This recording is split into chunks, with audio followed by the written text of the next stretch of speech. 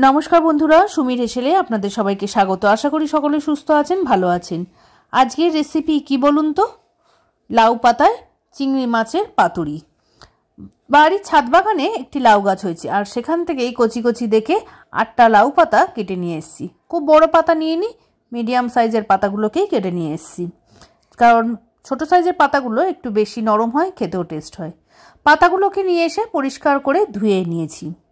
जेहेतु चिंगड़ी माछेर पातुड़ी बानाबो ताई चिंगड़ी माछ तो मेन उपकरण। 400 ग्राम चिंगड़ी माछ परिष्कार करे धुए छाड़िए नियेछि। चिंगड़ी माछगुलो साइजे बेश बड़ो, ताई जोन्नो एकटु छोटो छोटो करे केटे नेब। नियेछि 3 टेबिल चामच सर्षे, 4टे काँचा लंका दिए पेस्ट करे और हाफ माला नारकेल कुड़िए नियेछि। चिंगड़ी माछगुलो जेहेतु बड़ो ताई छोटो छोटो टुकरो करे केटे नेब। खूब बड़ो चिंगड़ी माछ दिए पातुड़ीटा बानाबो ना बोलेई छोटो टुकरो करे निচ্ছি। আর একটুখানি চিংড়ি মাছ এখানে পেস্ট করে নেব। তার জন্য একটা মিক্সির বাটির মধ্যে নিয়ে নিয়েছি 2 টেবিল চামচ নারকেল কোড়া। যে হাফ মালা নারকেলটা কুড়িয়ে রেখেছিলাম তার থেকে 2 টেবিল চামচ নারকেল কোড়া নিয়ে নিয়েছি।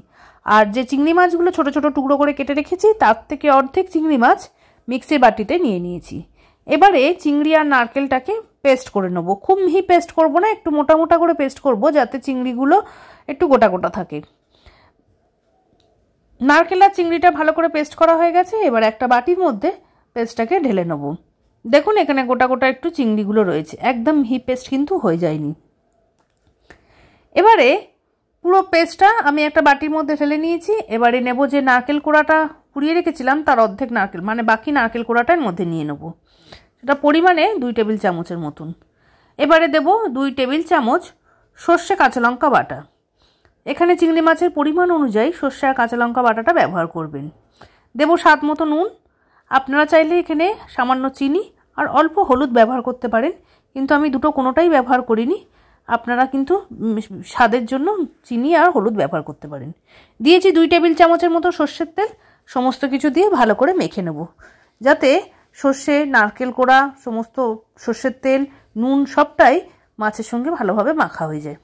খুব ভালোভাবে একটা মিহি পেস্ট তৈরি করে নিয়ে মানে ভালো করে মেখে নিয়ে 2-3 মিনিটের মতন স্ট্যান্ডিং টাইমে রেখে দেবো। এদিকে লাউ পাতাগুলো ধুয়ে জল ছাড়িয়ে রেখেছিলাম। এবার পাতাগুলোকে এখানে দুটো করে পাতা আমি নিয়ে নেব।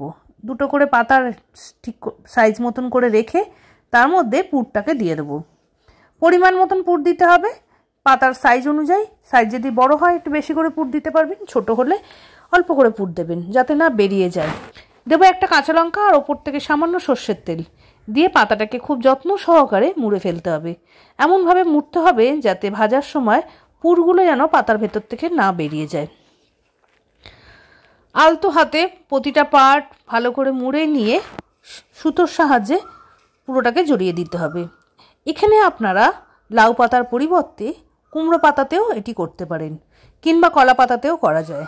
তবে যেহেতু ভেজে করব তাই লাউ পাতাটা খাওয়া যাবে সেই জন্য। আর লাউ পাতা যেহেতু নরম, খেতেও টেস্টি, চিংড়ি মাছের সঙ্গে স্বাদও দারুণ লাগে, তাই জন্য এখানে এটা লাউ পাতা দিয়ে করা।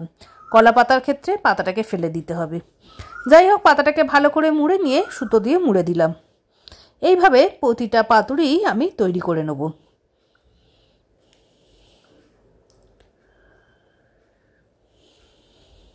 সুতো দিয়ে পাতাটাকে মুড়ে নিয়ে এইভাবে আরেকটি পাতুড়িও তৈরি করে নিলাম। দুটো পাতা দুই দিকে মুখ করে রেখে দিয়ে তার মধ্যে পরিমাণ মতন মাছের পেস্ট বা পুর যাই বলুন না কেন দিয়ে ভালো করে মুড়ে দিতে হবে।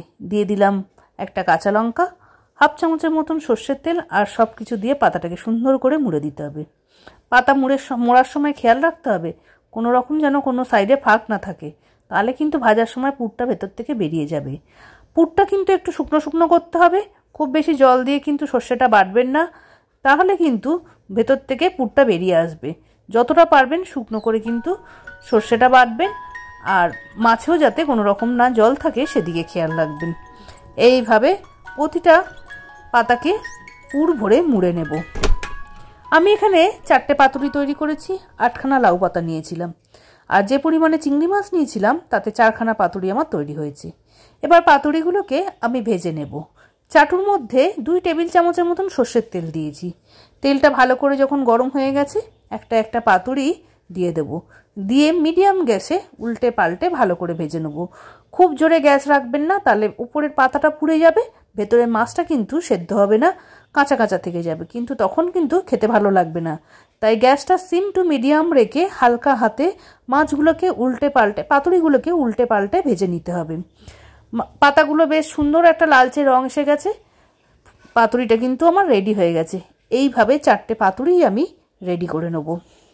আপনারা কিন্তু এটাকে স্টিমও করে নিতে পারেন। সেক্ষেত্রে একটা গামলিতে জল বসিয়ে ওপরে ঝাঁঝরি থালা দিয়ে তার উপরে কিন্তু এটাকে স্টিমে বসাতে পারেন, সেটাও কিন্তু খেতে মন্দ লাগে না। সেক্ষেত্রে গ্যাসটাকে মিডিয়াম গ্যাসে করে 10 মিনিটের মতো স্টিম দিলেই রেডি হয়ে যাবে লাউ পাতায় চিংড়ি পাতুরি। সম্পূর্ণ রেসিপিটা দেখার জন্য অসংখ্য ধন্যবাদ। আশা করি রেসিপিটা আপনাদের সকলের খুব ভালো লেগেছে। ভালো লাগলে অবশ্যই একটা লাইক করতে ভুলবেন না, কমেন্টসের মাধ্যমে জানাবেন আপনাদের কেমন লাগলো। আপনাদের একটা কমেন্টস আমার কাছে অনেক বেশি মূল্যবান। কে কোথা থেকে ভিডিওটা দেখছেন অবশ্যই জানাবেন, তাহলে আপনাকেও ধন্যবাদ জানাতে আমার ভীষণ সুবিধা হবে। আপনারা কোন ধরনের রেসিপি দেখতে চাইছেন সেটাও কমেন্টসের মাধ্যমে জানাতে পারেন। আজকের মতন এতটাই। পরবর্তী আবারও কোনো ভালো রান্নার রেসিপি নিয়ে হাজির হব। নমস্কার। আপনি নতুন বন্ধু হলে চ্যানেলটিকে কিন্তু সাবস্ক্রাইব করতে ভুলবেন না।